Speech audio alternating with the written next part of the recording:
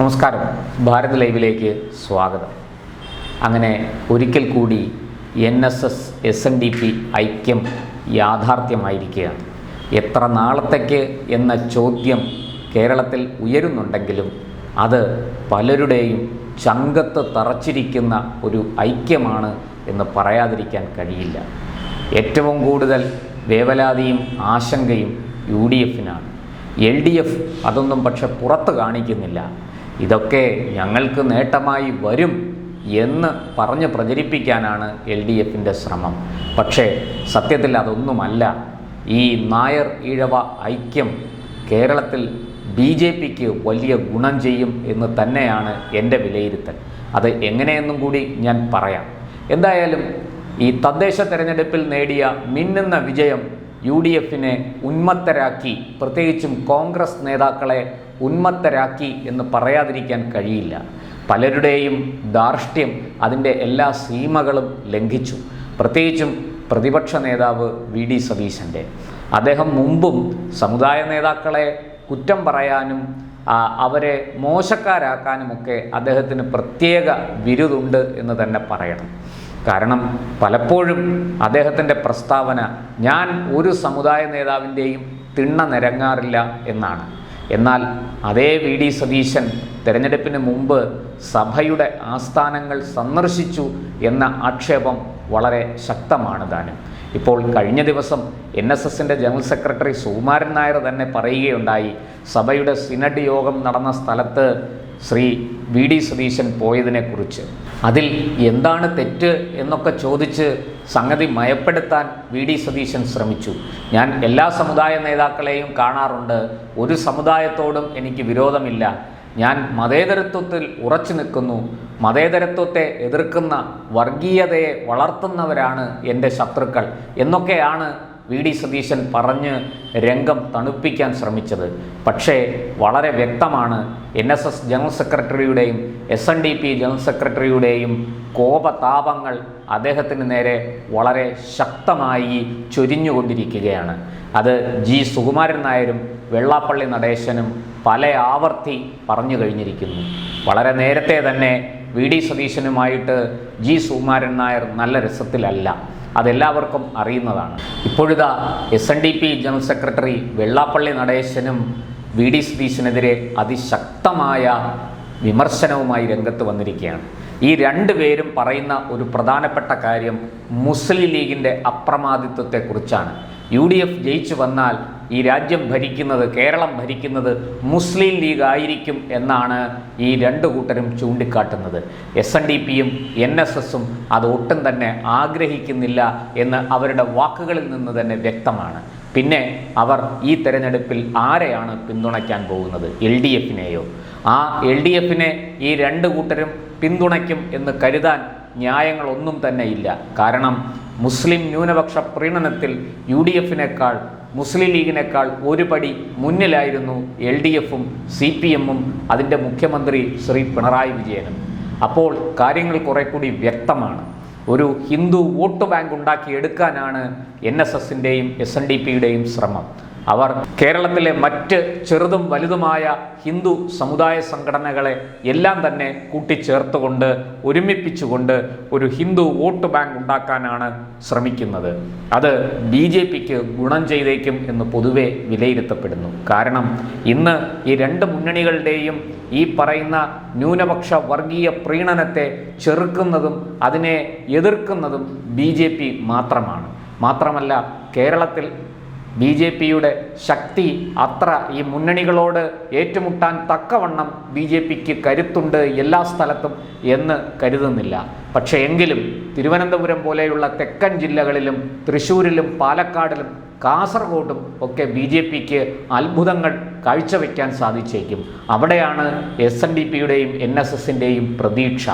അവർ അകമഴിഞ്ഞ് പിന്തുണച്ചാൽ BJP അത്ഭുതങ്ങളല്ല വിസ്മയങ്ങൾ കാഴ്ചവെക്കും. BJP തന്നെ കേരളത്തിലൊരു വിസ്മയമായി മാറും. ഇതൊക്കെ രാഷ്ട്രീയ നിരീക്ഷകർക്ക് നന്നായി അറിയുന്ന കാര്യമാണ്. ഇതിനെ ഏറ്റവും കൂടുതൽ ഭയപ്പെടുന്നതും കേരളത്തിലെ ഈ ഇടതു വലത് മുന്നണികളാണ്. മുന്നണികൾക്കറിയാം BJP വളർന്നാൽ പിന്നെ തങ്ങളുടെ തകർച്ച പൂർണ്ണമാകും എന്ന് അവർക്കറിയാം.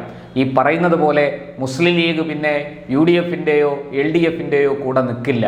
അവർ ഒരു പക്ഷേ ഒരു സ്വതന്ത്ര രാഷ്ട്രീയ പാർട്ടിയായി മുന്നണി ബന്ധങ്ങളെല്ലാം വിടുവിച്ച് തുടർന്നു പോന്നേക്കാം. അങ്ങനെയെങ്കിൽ കേരളത്തിൽ BJP മുസ്ലിം ലീഗ് എന്നൊരു രാഷ്ട്രീയ ധ്രുവീകരണമായിരിക്കും സംഭവിക്കുക.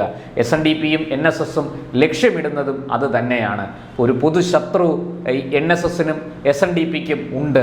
അത് മറ്റാരുമല്ല, മുസ്ലിം വർഗീയത പ്രോത്സാഹിപ്പിക്കുന്ന മുസ്ലിം ലീഗാണ്. 5ാം മന്ത്രി വിവാദം തൊട്ടേ നമ്മളത് കണ്ടതാണ്. ആ 4 മന്ത്രിമാരുണ്ടായിരുന്ന UDFൽ മുസ്ലിം ലീഗിന് 5ാമതൊരു മന്ത്രിയെ കൂടി വേണം എന്ന അത്യാഗ്രഹം തോന്നി. പാണക്കാട് തറവാട്ടിൽ നിന്ന് തന്നെ അതിൻ്റെ പ്രഖ്യാപനവും വന്നു. മന്ത്രിയെ പ്രഖ്യാപിക്കേണ്ടത് മുഖ്യമന്ത്രിയാണ്. അന്ന് മുഖ്യമന്ത്രിയായിരുന്ന ഉമ്മൻചാണ്ടി ആ വിഷയത്തിൽ മൗനം പാലിച്ചപ്പോൾ പാണക്കാട് തറവാട്ടിൽ നിന്ന് 5ാം മന്ത്രിയുടെ പ്രഖ്യാപനം നടന്നു. മഞ്ഞളാംകുഴി അലിയെ 5ാം മന്ത്രിയാക്കി ലീഗ് പ്രഖ്യാപിച്ചു. ഇത് കേരള രാഷ്ട്രീയത്തിൽ ഉണ്ടാക്കിയ ചലനം ചെറുതല്ല. അന്ന് ഈ പറഞ്ഞതുപോലെ SNDPയും NSSും ശക്തമായ എതിർപ്പുമായി രംഗത്ത് വന്നു. അതിരൂക്ഷമായ വിമർശനമാണ് ഈ 2 സമുദായ സംഘടനകളും ഉയർത്തിയത്. അവരുടെ വിമർശനങ്ങൾക്ക് കാതലുണ്ടായിരുന്നു, യുക്തിയുണ്ടായിരുന്നു. ഈ പറയുന്നത് പോലെ ഒരു മന്ത്രിയെ മുസ്ലിം ലീഗിന് കൊടുക്കുന്നതിലായിരുന്നില്ല അവർക്ക് എതിർപ്പ്. മറിച്ച് മുഖ്യമന്ത്രി ചെയ്യേണ്ട ഒരു കർമ്മം ഏറ്റെടുത്ത് ഒരു സമുദായ നേതാവ്, ഈ പറയുന്ന സമുദായ നേതാവിൻ്റെ കടിഞ്ഞാൺ അനുസരിച്ച്, ചരടുവലി അനുസരിച്ച് നയിക്കപ്പെടുന്ന ഒരു പാർട്ടി അവരുടെ ഈ സമുദായ നേതാവിൻ്റെ തറവാട്ടിലിരുന്ന് ഒരു മുഖ്യമന്ത്രിയെ പ്രഖ്യാപിക്കുക, ഇത് അംഗീകരിക്കാൻ കഴിയില്ല എന്ന് NSSും SNDPയും അന്ന് നിലപാടെടുത്തു. ആ ശക്തമായ നിലപാട് നമ്മൾ കണ്ടതാണ്. അന്ന് എന്തൊക്കെ ചലനങ്ങളുണ്ടായി എന്ന് കേരള രാഷ്ട്രീയം അതിന് സാക്ഷ്യം വഹിച്ചതാണ്. എന്തായാലും ഇപ്പോൾ ഈ പറഞ്ഞതുപോലെ മുസ്ലിം ലീഗിനെ ചെറുക്കാൻ കഴിയുന്ന ഒരു വലിയ ശക്തിയാണെന്ന് LDF എന്ന് കരുതാൻ കഴിയില്ല. കാരണം LDF ശക്തമായ ഭരണവിരുദ്ധ വികാരത്തിന് അടിപ്പെട്ട് ജനങ്ങളുടെ അതിരൂക്ഷമായ വിമർശനം ഏറ്റുവാങ്ങി ഒരു തരത്തിലും മുന്നോട്ട് പോകാൻ കഴിയാത്ത, വിജയിച്ച് വരാൻ കഴിയാത്ത ഒരു പ്രസ്ഥാനമായി LDF മാറി. പ്രത്യേകിച്ചും അതിനെ നയിക്കുന്ന CPM. ഇന്ന് കേരളത്തിലെ ജനങ്ങൾ വോട്ട് ചെയ്യാൻ പോകുമ്പോൾ നിങ്ങൾ ആരെ ജയിപ്പിക്കാനാണ് വോട്ട് ചെയ്യാൻ പോകുന്നത് എന്ന് അവരോട് ചോദിച്ചാൽ അവരുടെ മറുപടി ആരെയും ജയിപ്പിക്കാനല്ല, ഒരാളെ തോൽപ്പിക്കാനാണ്. അത് മറ്റാരുമല്ല, കേരളത്തിൻ്റെ മുഖ്യമന്ത്രി ശ്രീ പിണറായി വിജയനെ തോൽപ്പിക്കാൻ വേണ്ടിയിട്ടാണ് ഞങ്ങൾ ഇക്കുറി വോട്ട് ചെയ്യുന്നത് എന്ന ഒരു ഉത്തരമായിരിക്കും നമുക്ക് ലഭിക്കുക. തദ്ദേശ തെരഞ്ഞെടുപ്പിലും നമ്മൾ കണ്ടത് അത് തന്നെയാണ്. ഒപ്പം ഈ തിരുവനന്തപുരത്തെ BJPയുടെ വിജയം ചൂണ്ടിക്കാണിച്ചുകൊണ്ട് NSSും SNDPയും ശ്രമിച്ചാൽ ഹിന്ദു ഐക്യമുണ്ടാവുകയും ഹിന്ദുക്കളുടെ വാക്കിന് വിലയുണ്ടാവുകയും അതിലൂടെ വിലപേശി ഹൈന്ദവ മുന്നേറ്റം കേരളത്തിൽ നമുക്ക് സൃഷ്ടിക്കാനാകും എന്നും അവർ പറയുന്നത് തിരുവനന്തപുരത്തെ BJPയുടെ വിജയത്തെ മുൻനിർത്തി കൂടിയാണ്. അതുമാത്രമല്ല, അവർ 2 കൂട്ടരും ഉറച്ചു വിശ്വസിക്കുന്നത് കേന്ദ്രത്തിൽ പ്രധാനമന്ത്രി നരേന്ദ്രമോദി അധികാരത്തിൽ ഇരിക്കുമ്പോൾ ഈ കേരളത്തിൻ്റെ സുരക്ഷയും വികസനവും പുരോഗതിയും ഒന്നും അസാധ്യമല്ല. തീർച്ചയായിട്ടും അതിനൊക്കെ അനുഭാവപൂർണമായ സമീപനവും നടപടികളും കേന്ദ്രത്തിൽ നിന്നുണ്ടാകും.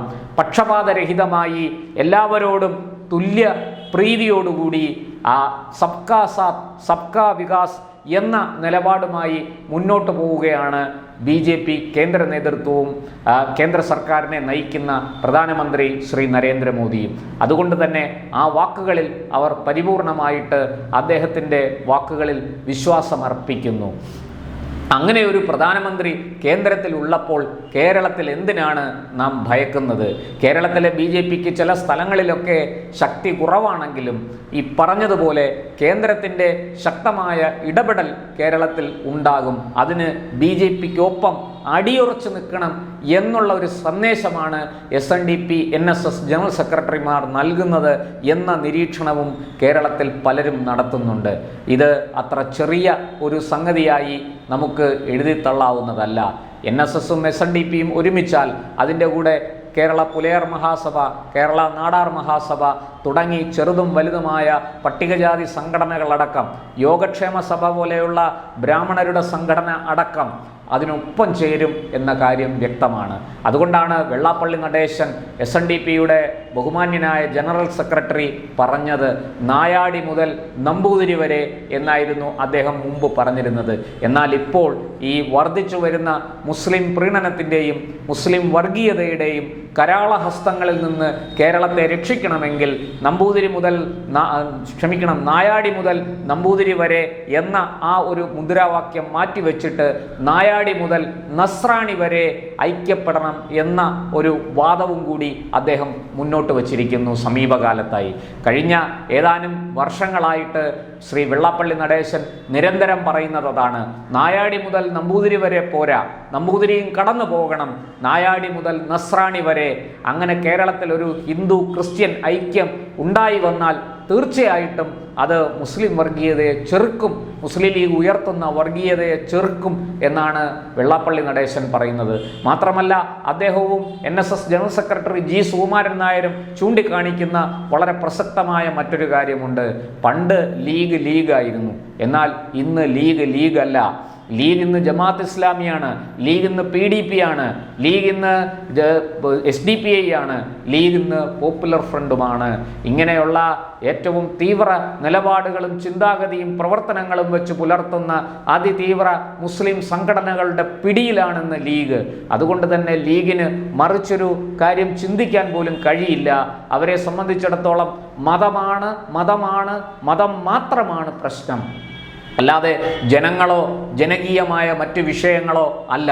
ജനങ്ങളുടെ പുരോഗതിയല്ല അവർ ലക്ഷ്യമിടുന്നത് മത സാമുദായിക ധ്രുവീകരണവും അതിലൂടെ മുസ്ലിങ്ങൾക്ക് ഉണ്ടാകുന്ന നേട്ടവും മാത്രമാണ് മുസ്ലിം ലീഗ് ലക്ഷ്യമിടുന്നത് എന്നാണ് പൊതുവെ ഉയരുന്ന ആരോപണം. ഇക്കാര്യത്തിൽ NSSനെയും SNDPയെയും കുറ്റം പറയാൻ കഴിയില്ല എന്നുള്ളത് നമുക്ക് ലീഗ് നേതാക്കളുടെ പ്രസംഗങ്ങൾ തന്നെ വ്യക്തമാക്കുന്നു.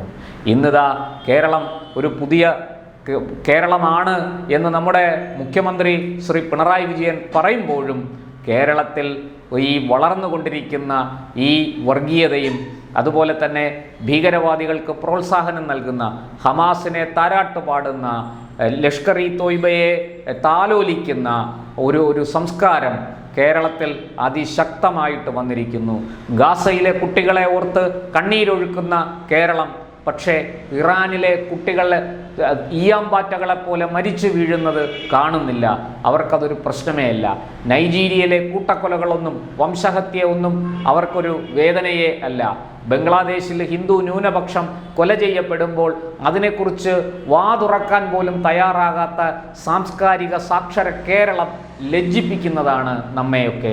ഇങ്ങനെ ഒരു സാഹചര്യത്തിലേക്ക് കേരളത്തെ കൊണ്ടെത്തിച്ചത് ഇവിടുത്തെ ഇടതു വലതു മുന്നണികളാണ്. അവരുടെ നഗ്നമായ ഈ മുസ്ലിം പ്രീണനമാണ് എന്ന് NSSും SNDPയും അതിശക്തമായി പറയുന്നു. അവരുടെ വാദങ്ങൾ നിരാകരിക്കാൻ കഴിയുന്നതല്ല. അവർ ചൂണ്ടിക്കാട്ടുന്ന ഓരോ കാര്യങ്ങൾക്കും കൃത്യമായ വ്യക്തമായ യുക്തിയുണ്ട്, കാരണങ്ങളുണ്ട്. അതുകൊണ്ട് തന്നെ കേരളത്തിൽ ഇപ്പോൾ ഉയർന്നു വന്നിരിക്കുന്ന ഈ ഹൈന്ദവ ഐക്യം, NSS SNDP ഐക്യം, അത് വലിയ വെല്ലുവിളിയാണ്. പണ്ട് ഇതുപോലെ തന്നെ മന്നത്ത് പത്മനാഭൻ്റെ കാലത്തും ഹിന്ദു മഹാമണ്ഡലം രൂപീകരിച്ചുകൊണ്ട് ഇത്തരത്തിൽ NSSും SNDPയും മുന്നോട്ട് വന്നു. അന്ന് മന്നവും R ശങ്കറും ഒരു നാണയത്തിൻ്റെ രണ്ട് വശങ്ങൾ പോലെ ഹിന്ദു ഐക്യത്തിൻ്റെ ഏറ്റവും ശക്തരും മികച്ച വക്താക്കളുമായി നിലകൊണ്ടു. അന്ന് കോൺഗ്രസ് ഒരു പാഠം പഠിച്ചു. എത്ര സ്ഥലത്താണ് NSSും SNDPയും ചേർന്ന് നിർത്തിയ സ്ഥാനാർത്ഥികൾ വിജയിച്ചത് എന്ന് ചരിത്രത്തിലുണ്ട്. തിരുവനന്തപുരത്ത് ജില്ലയിൽ നെടുമങ്ങാടും നെയ്യാറ്റിൻകരയിലുമൊക്കെ കോൺഗ്രസ് കൂപ്പുകുത്തി, മൂക്കും കുത്തി വീണു. ഈ ചരിത്രം ആവർത്തിക്കും എന്നാണ് NSSും SNDPയും പറയുന്നത്. തീർച്ചയായിട്ടും അവർക്ക് അതിനുള്ള കരുത്തുണ്ട്, അതിനുള്ള ശേഷിയുണ്ട്, ക്ഷേമുഷിയുമുണ്ട്. നമുക്ക് കാത്തിരുന്ന് കാണാം ഈ NSS SNDP ഐക്യം ജി സുകുമാരൻ നായരും വെള്ളാപ്പള്ളി നടേശനും ഒരുമിക്കുമ്പോൾ എന്താണ് കേരളത്തിൽ സംഭവിക്കാൻ പോകുന്നത് എന്ന് നമുക്ക് നോക്കാം. ഈ പറയുന്നത് പോലെ ഈ UDFന്റെ തകർച്ച ഇതുകൊണ്ടുണ്ടാകുമെന്ന് മനപ്പായസമുണ്ട്. LDF ഇപ്പോൾ ഭരണം കയ്യിലേക്ക് ഇങ്ങ് വരും, തുടർഭരണം ഉറപ്പിക്കാം എന്നൊക്കെ കരുതുന്നെങ്കിൽ നിങ്ങൾക്ക് തെറ്റി. ഇന്ന് കേരളത്തിൽ BJP അനിഷേധ്യ ശക്തിയായി വളർന്നുകൊണ്ടിരിക്കുകയാണ്. ഏതാണ്ട് 6-7 ജില്ലകളിൽ BJPക്ക് ശക്തമായ വേരോട്ടമുണ്ട്. തെക്കൻ ജില്ലകളിൽ പ്രത്യേകിച്ചും. തെക്കൻ ജില്ലകളിലാണ് NSSനും SNDPക്കും ഏറ്റവും കൂടുതൽ വേരോട്ടമുള്ളതെന്നും നിങ്ങൾ മറക്കണ്ട.